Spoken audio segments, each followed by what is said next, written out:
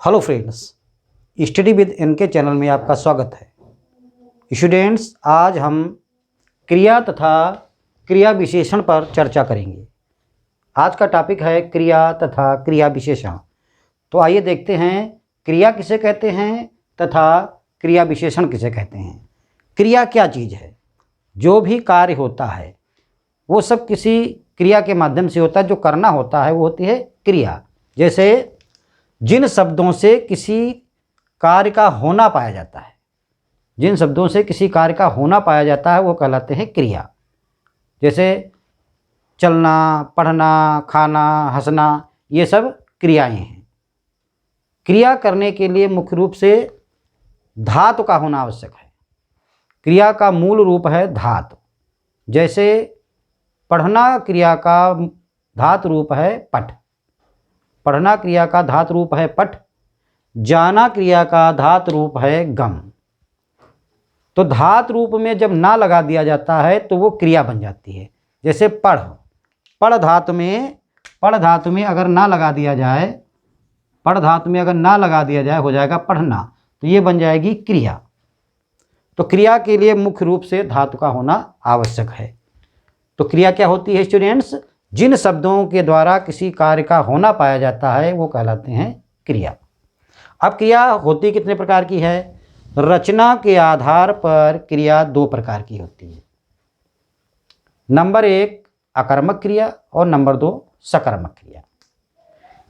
तो अकर्मक क्रिया क्या होती है और क्या होती है सकर्मक क्रिया? आइए देखते हैं। अकर्मक क्रिया, जिस क्रिया में कर्म की आवश्यकता नहीं होती है, जिस क्रिया में कर्म की आवश्यकता नहीं होती है वो कहलाती है अकर्मक क्रिया। जैसे रोहन खाता है, इसमें कर्म नहीं है, रोहन केवल क्रिया कर रहा है, कौन सा कर्म है ये नहीं पता है। अकर्मक क्रिया में कर्म की आवश्यकता नहीं होती है। दूसरी क्रिया होती है सकर्मक क्रिया। सकर्मक क्रिया के लिए कर्म की आवश्यकता होती है। ऐसी क्रिया जिसमें कर्म की आवश्यकता होती है वो होती है सकर्मक क्रिया। जैसे रोहन फल खाता है। कर्म क्या होता है? क्रिया का जिसके ऊपर प्रभाव पड़ता है वो कर्म होता है। तो जैसे क्रिया है खाना और फल हो गया कर्म, क्योंकि खाने का प्रभाव फल पे पड़ रहा है तो फल हो जाएगा कर्म। अब ये कैसे पहचानेंगे कि कौन सी क्रिया अकर्मक है और कौन सी सकर्मक है? यदि हम क्रिया के लिए कोई प्रश्न बनाएं और उस प्रश्न का जवाब मिल जाए तो वो हो जाएगी सकर्मक क्रिया, और अगर प्रश्न का जवाब नहीं मिलता है, उत्तर नहीं मिलता है, तो हो जाएगी अकर्मक क्रिया। जैसे यहाँ पर अकर्मक के लिए रोहन खाता है लिखा है, सकर्मक के लिए रोहन फल खाता है लिखा है। तो जैसे प्रश्न बनाएं, प्रश्न में क्या, क्यों, कैसे, कहाँ, ऐसा प्रश्न बनाने पर अगर उत्तर मिल जाता है तो वो सकर्मक क्रिया होगी, और अगर उत्तर नहीं मिलता है तो वो अकर्मक क्रिया होगी। जैसे रोहन क्या खाता है, प्रश्न बन गया रोहन क्या खाता है, रोहन क्या खाता है। प्रश्न है रोहन क्या खाता है, तो यहां पर देखिए लिखा है रोहन खाता है।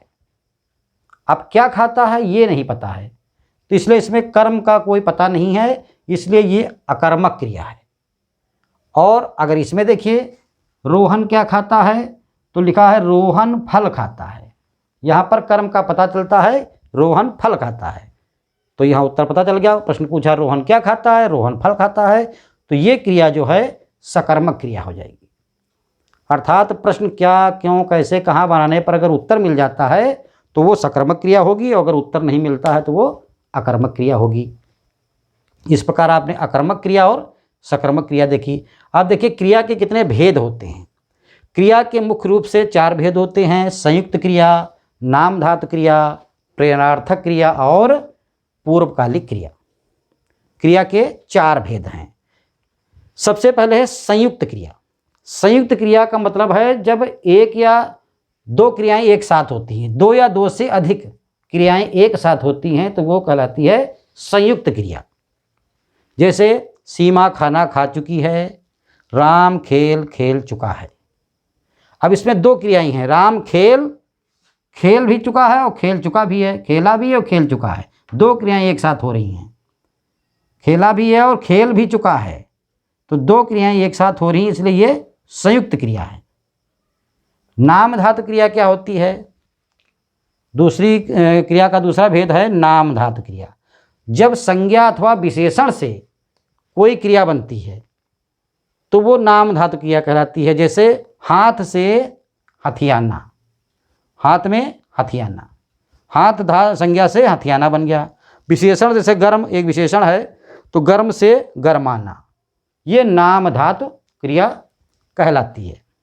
तीसरी क्रिया है प्रेरणार्थक क्रिया, जिसमें कर्ता स्वयं क्रिया न करके किसी दूसरे को क्रिया करने के लिए प्रेरित करता है, वो कहलाती है क्रिया प्रेरणार्थक क्रिया।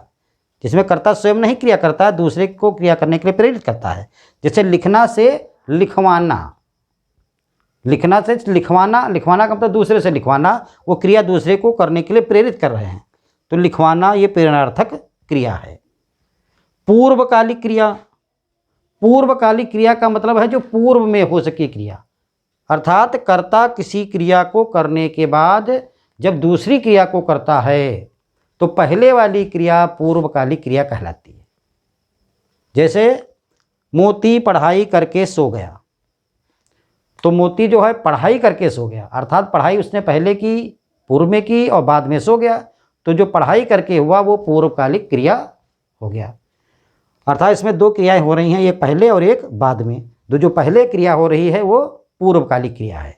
मोती पढ़ाई करके सो गया, अर्थात पढ़ाई जो है, पढ़ाई करके ये पूर्वकालिक क्रिया है।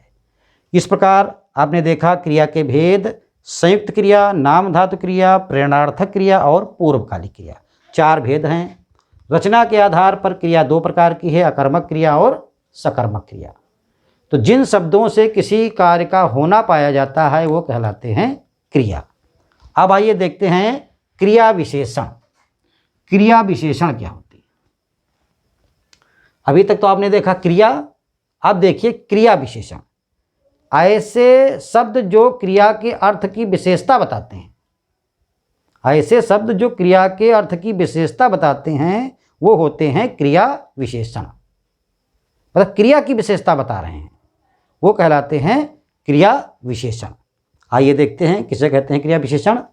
जो शब्द क्रिया के अर्थ की विशेषता प्रकट करते हैं, क्रिया के अर्थ की विशेषता, क्रिया जो हो रही है उसके अर्थ में एक विशेषता प्रकट करते हैं, वो कहलाते हैं क्रिया विशेषण। वो क्रिया की विशेषता बताते हैं, जो क्रिया हो रही है वो किस प्रकार की क्रिया है, उसकी क्या विशेषता है, वो कहलाते हैं क्रिया विशेषण। तो क्रिया विशेषण अर्थ के आधार पर है, क्योंकि क्रिया का अर्थ है, क्रिया का अर्थ की विशेषता बताते हैं, तो अर्थ के आधार पर क्रिया विशेषण के भेद। अर्थ के आधार पर क्रिया विशेषण चार प्रकार के भेद हैं: स्थानवाचक, परिमाणवाचक, कालवाचक और दिशावाचक। तो क्रिया विशेषण स्थानवाचक मतलब ऐसे शब्द जो क्रिया के स्थान का बोध कराते हैं, जिनके द्वारा क्रिया के स्थान का बोध होता है, वह स्थानवाचक क्रिया विशेषण कहलाते हैं। जैसे क्रिया किस स्थान पर हो रही है, यहाँ हो रही है, वहाँ हो रही है, कहाँ हो रही है, जहाँ हो रही है, इस तरह के शब्द लगे होंगे तो वो स्थानवाचक होंगे, वो क्रिया की विशेषता बताएंगे कि ये कहाँ पे हो रही है। दूसरा है परिमाणवाचक। ऐसे शब्द जो क्रिया की मात्रा को बताते हैं, परिमाण को बताते हैं कि क्रिया कितनी हो रही है, क्रिया कैसी हो रही है, बारी बारी हो रही है, थोड़ा थोड़ा हो रही है, कुल हो रही है, या दो दो हो रही है, चार चार हो रही है, कितनी मात्रा में है, परिमाण कितना है उसकी मात्रा को बताते हैं, कैसी क्रिया परिमाण में कितनी हो रही है, वे कहलाते हैं परिमाणवाचक क्रिया विशेषण। तीसरे हैं कालवाचक। ऐसे शब्द जो क्रिया के काल को बताते हैं कि वो क्रिया किस काल में हो रही है, आज हो रही है, क्रिया कल हो रही है, परसों हो रही है, कभी कभी हो रही है, या कब हो रही है, वो क्रिया की विशेषता में काल को बताते हैं, मतलब क्रिया विशेषण बताते हैं कि वो क्रिया कब हो रही है, कालवाचक क्रिया विशेषण कहलाते हैं। चौथा है दिशावाचक।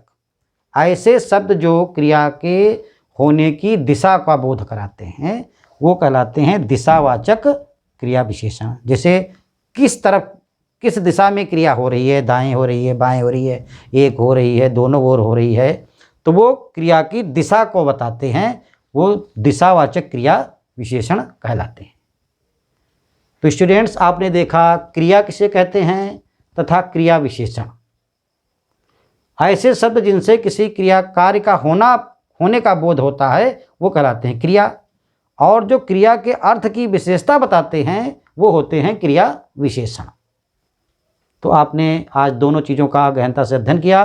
सभी स्टूडेंट्स को यह पता चल गया होगा कि क्रिया तथा क्रिया विशेषण किसे कहते हैं। तो आज के टॉपिक में बस इतना ही। अगले टॉपिक में हम फिर मिलेंगे, तब तक के लिए धन्यवाद।